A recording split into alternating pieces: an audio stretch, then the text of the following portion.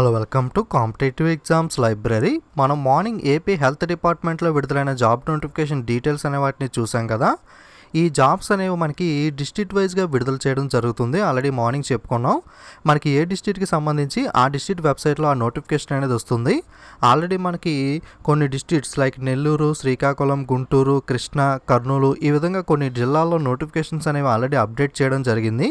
ఇంకా కొన్ని డిస్ట్రిక్ట్స్లో మనకి నోటిఫికేషన్ అనేది అప్డేట్ అవ్వలేదు. మీరు 1 or 2 days వెయిట్ చేసినట్లయితే మొత్తం డిస్ట్రిక్ట్స్ కూడా మనకి అప్డేట్ అవ్వడం జరుగుతుంది. సో చాలామంది వెబ్సైట్ విషయంలో కన్ఫ్యూజన్ ఉంటే కనుక మీకు డైరెక్ట్గా ఈ AP.government.in అనే ఒక వెబ్సైట్ లింక్ ఇస్తాను. ఇక్కడ మీకు ఈ విధంగా ఓపెన్ అవుతుంది. ఆ లింక్ క్లిక్ చేస్తే ఇక్కడ చూడండి, మీరు అన్ని డిస్ట్రిక్ట్స్ కూడా అవైలబుల్గా ఉన్నాయి కదా. మీకు ఏ డిస్ట్రిక్ట్ కావాలనుకుంటే ఆ డిస్ట్రిక్ట్, ఫర్ ఎగ్జాంపుల్ గుంటూరు అయితే ఇక్కడ గుంటూరు మీద క్లిక్ చేసినట్లయితే ఈ విధంగా ఓపెన్ అవుతుంది. ఇక్కడ మోర్ ఇన్ఫో పక్కన లింక్ అనేది కనబడుతుంది కదా, గుంటూరు.AP.government.in అని చెప్పి.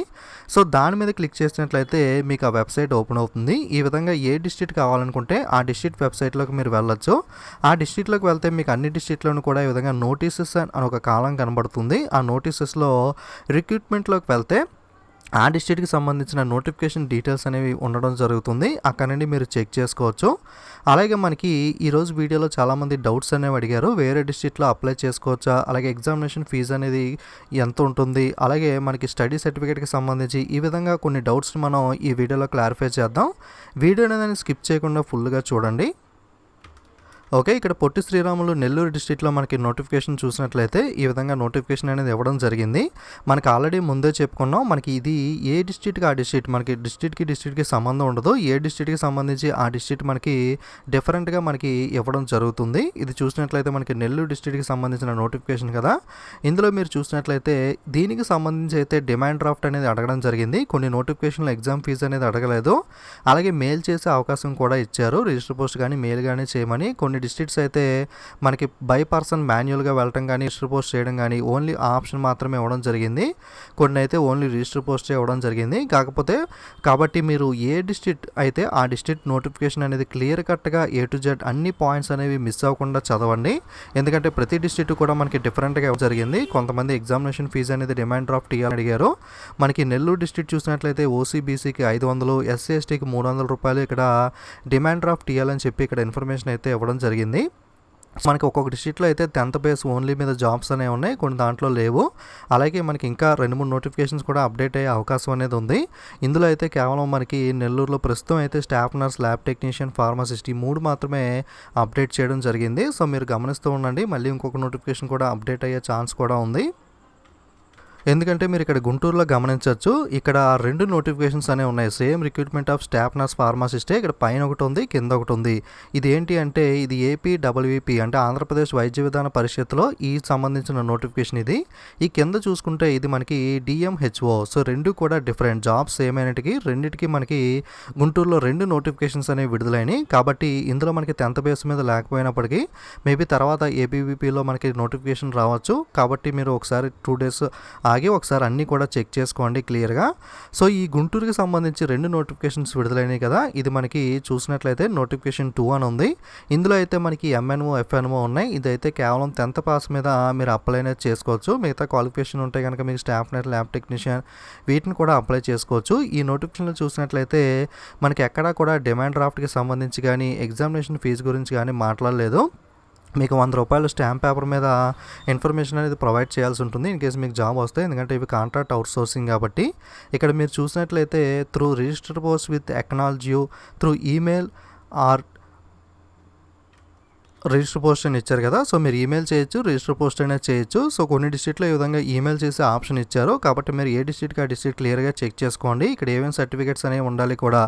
సో మీకు స్టడీ సర్టిఫికేట్స్ అనేది ఉండాల్సి ఉంటుంది. ఎందుకంటే మీరు లోకలా, నాన్ లోకలా అని తెలియజేయాలి అంటే మీకు ఖచ్చితంగా స్టడీ సర్టిఫికేట్ ఉండాలి. ఇక్కడ చూడండి పాయింట్ నెంబర్ 8లో study certificate for the year 4 to 10th in case of private study. In case కనుక మీరు ప్రైవేట్ స్టడీ చేస్తుంటే రెసిడెంట్ సర్టిఫికేట్ అనేది మీరు MRO ఆఫీస్ నుండి ఉండాల్సి ఉంటుంది. మీరు 4th క్లాస్ నుండి 10th క్లాస్ దాకా స్టడీ సర్టిఫికేట్ అనేది ప్రొవైడ్ చేయాల్సి ఉంటుంది. ఇన్ కేస్ కనుక మీరు ప్రొవైడ్ చేయకపోతే మిమ్మల్ని నాన్ లోకల్గా ట్రీట్ చేస్తారు. సో గుంటూరులోనే ఇంకొక నోటిఫికేషన్ ఉంది కదా, నోటిఫికేషన్ 1 అనేది ఇందులో మనకి 10th బేస్ మీద అయితే జాబ్స్ అనేవి లేవు. మిగతా జాబ్స్ అనేవి మనకి staff nurse, lab technician, pharmacist, radiographer, biostatistician, nursing, ordinary ఈ జాబ్స్ అనేవి ఉండడం జరిగింది. దీనికి సంబంధించి అయితే మనకి ఇక్కడ క్లియర్గా డిమాండ్ డ్రాఫ్ట్ ఎగ్జామినేషన్ ఫీజు గురించి మాట్లాడడం జరిగింది. ఇక్కడ చూడొచ్చు ఓసీబీసీ క్యాండిడేట్స్కి 300, ఎస్సీ ఎస్టీకి 100 రూపాయలని. మనకి ఈ నోటిఫికేషన్లో అయితే ఎక్కడ కూడా నాకైతే డిమాండ్ డ్రాఫ్ట్ సంబంధించి ఇన్ఫర్మేషన్ కనబడలేదు. సో మీరు కూడా ఒకసారి క్లియర్గా చెక్ చేసుకోండి. అలాగే మార్నింగ్ ఏజ్ అనేది చెప్పలేదు కదా, ఏజ్ అనేది మీకు ఓసీ క్యాండిడేట్స్కి మ్యాక్సిమం 42 ఇయర్స్ అనేది, ఎస్సీ ఎస్టీ బీసీకి అయితే 47 ఇయర్స్ దాకా ఉన్న వాళ్ళు కూడా అప్లై అనేది చేసుకోవచ్చు. Ex service man, PHC candidates అయితే 50 ఇయర్స్ దాకా ఉన్నా సరే మీరు అప్లై అనేది చేసుకోవచ్చు. సో కాబట్టి మనకి కొన్నిట్లో ఎగ్జామినేషన్ ఫీజు మెన్షన్ చేస్తున్నాడు. కాబట్టి మీరు క్లియర్గా అప్లై చేసే ముందు నేను చెప్పిందే కాకుండా నోటిఫికేషన్ ఫస్ట్ నుండి లాస్ట్ దాకా కూడా క్లియర్ కట్గా అన్నీ కూడా చదువుకున్న తర్వాత క్లియర్గా తెలుసుకున్న తర్వాత మాత్రమే అప్లై అనేది చేయండి. మళ్ళీ రిజెక్ట్ అయ్యే అవకాశం ఉంటుంది కాబట్టి మీకు క్లియర్గా అన్నీ తెలుసుకున్న తర్వాత మాత్రమే అప్లై అనేది చేయండి. అలాగే కొన్ని డిస్ట్రిక్ట్లో నోటిఫికేషన్ విడుదలైంది, మీరు చెక్ చేసుకోవచ్చు. మీరు ఒకసారి చెక్ చేసుకుంటూ ఉండండి. ఒక్కొక్క డిస్ట్రిక్ట్కి ఒక్కొక్క ఇన్ఫర్మేషన్ ఇవ్వడం జరిగింది. మీరు స్టడీ సర్టిఫికేట్స్ కన్ఫామ్గా పెట్టాల్సి ఉంటుంది. ఇక్కడ చూడొచ్చు మీరు, ఇక్కడ అప్లికేషన్లో ఇక్కడ క్లియర్గా మెన్షన్ చేశాడు, study certificate from 4th to 10th should be enclosed, otherwise candidate will be treated as non local. మీరు కనుక 4 నుండి 10వ తరగతి దాకా స్టడీ సర్టిఫికేట్స్ అనేవి పెట్టినట్లయితే మిమ్మల్ని నాన్ లోకల్గా ట్రీట్ చేయడం జరుగుతుంది అని.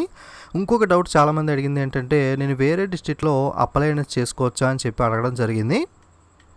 మీరు ఇక్కడ అప్లికేషన్లో గమనించవచ్చు స్టేటస్ లోకల్, నాన్ లోకల్ అని. ఈ జాబ్స్ అనేవి మనకి రూల్ ఆఫ్ రిజర్వేషన్ ప్రకారం తీయడం జరుగుతుంది. అంటే 100 జాబ్స్ అనేవి ఉంటే కనుక 80% జాబ్స్ అనేవి, అంటే 80 జాబ్స్ అనేవి లోకల్కి, 20% ఓపెన్కి ఇవ్వడం జరుగుతుంది. అంటే నాన్ లోకల్కి 20% రిజర్వేషన్ అనేది ఉండదు. ఆ 20%లో ఓపెన్, నాన్ లోకల్ రెండు కూడా మనం అప్లై అనేది చేసుకోవచ్చు. సో మనకి ఎక్కడన్నా సరే డిస్ట్రిక్ట్లో 100 జాబ్స్ ఉంటాయి, 80 జాబ్స్ అనేవి లోకల్స్తో ఫిల్ చేయడం జరుగుతుంది. ఆ మిగతా 20 జాబ్స్ అనేవి మెరిట్ ప్రకారం ఓపెన్లో ఎవరికి ఎక్కువ మార్క్స్ వస్తాయి, అంటే ఇన్ కేసు నాన్ లోకల్ వాళ్ళకి ఎక్కువ మార్కులు వస్తే ఆ డిస్ట్రిక్ట్లో వాళ్ళ డిస్ట్రిక్ట్ కాకపోయినా సరే మెరిట్ ప్రకారం ఆ 20% జాబ్స్లో వాళ్ళకి రావడం జరుగుతుంది. సో మ్యాక్సిమం ఎవరి డిస్ట్రిక్ట్లో వాళ్ళే చేసుకోండి. ఎందుకంటే హైయెస్ట్ మార్క్స్ వస్తే కానీ మనకి నాన్ లోకల్లో అంత ఈజీగా జాబ్ అయితే రాదు. మనకి ఎగ్జామినేషన్ ఫీజు లేదు, లేదా రిజిస్ట్రేషన్ ఫీజు ఒకటి ఉంది అనుకుంటే కనుక మీరు అప్లై అనేది చేసుకోండి. ఎందుకంటే ఎక్కువ అమౌంట్ అనేది అవ్వదు కాబట్టి. బట్ 500, 300 ఫీజు ఉన్న డిస్ట్రిక్ట్స్ అయితే మీకు ఎక్కువ అమౌంట్ అవుతుంది కాబట్టి ఒకసారి ఆలోచించుకోండి. మీ మార్క్స్ బట్టి కూడా, ఎందుకంటే ఎగ్జామ్ ఉంది కూడా డైరెక్ట్ మార్క్స్ బట్టి కాబట్టి మీ మార్క్స్ బట్టి కూడా థింక్ చేసుకోండి.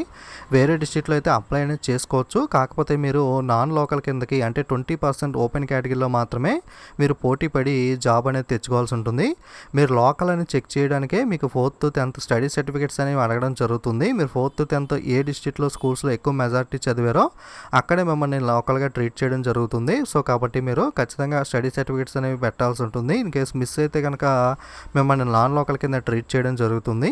ఇది మనకి మ్యాక్సిమం డౌట్స్ అనేవి క్లియర్ అయ్యాయి అనుకుంటున్నాను. ప్రతి డిస్ట్రిక్ట్ కూడా మీరు చెక్ చేసుకుంటూ ఉండండి. ఏ డిస్ట్రిక్ట్కి ఆ డిస్ట్రిక్ట్ అనేది మనకి రావడం జరుగుతుంది. ఒక్కొక్క నోటిఫికేషన్ కూడా మనకి డిస్ట్రిక్ట్కి కూడా సపరేట్గా ఉన్నాయి. అలాగే ఒక 2 నోటిఫికేషన్స్ కూడా విడుదల చేయడం జరుగుతుంది. మీరు గుంటూరులో కూడా గమనించవచ్చు. ఆంధ్రప్రదేశ్ వైద్య విధాన పరిషత్, అలాగే డిఎంహెచ్ఓ, ఇందులో అయితే మనకి ఎగ్జామినేషన్ ఫీజు ఉంది, ఇందులో లేదు. సో కాబట్టి క్లియర్ కట్గా కన్ఫ్యూజ్ అవ్వకుండా అన్ని డీటెయిల్స్ చదువుకున్న తర్వాత మీరు అప్లై అనేది చేసుకోండి. మీ ఫ్రెండ్స్కి కూడా వీడియో షేర్ చేయండి, వాళ్ళు కూడా ఇన్ఫర్మేషన్ అనేది తెలుసుకుంటారు. అన్ని డిస్ట్రిక్ట్స్ అప్డేట్ అయ్యాక మీరు ఒకసారి మళ్ళీ అప్డేట్ అనేది ఇస్తాను మీకు, అప్పుడు మీకు ఇన్ఫర్మేషన్ తెలుస్తుంది. మీరు కూడా వెబ్సైట్ అనేది చెక్ చేసుకుంటూ ఉండండి. Okay, thank you.